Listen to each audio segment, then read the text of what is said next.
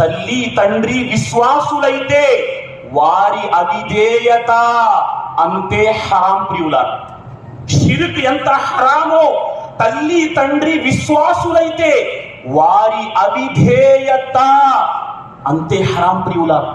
అల్లాహ్ ఖురాన్ లో ఎక్కడ తౌహీద్ యొక్క ప్రస్తావన చేసినా వెంటనే తల్లి తండ్రి విధేయత గురించి అల్లాహ్ ప్రస్తావన తీసుకువచ్చారు. సుబ్హానల్లాహ్. తల్లి తండ్రి విధేయత.